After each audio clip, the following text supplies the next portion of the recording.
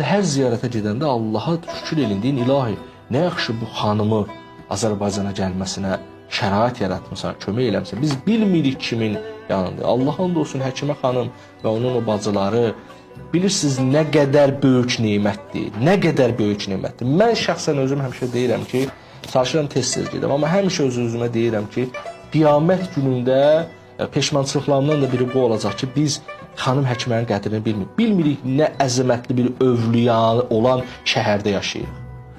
Yəni bir insanın şəhərində imamın qızı var. İmamzadə deyil, imam nəslindən olan deyil bu.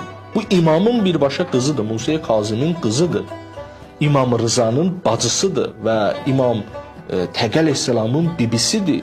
Və özünün də Allah yanında məqamı o qədərdir ki, biz onu başa düşəmirik. Qiyamətdə görəcəyik onun nə əzəmətli məqamı var. Hətta imam qızı olmasaydı. Təsəvvür edirsiniz, belə bir xanım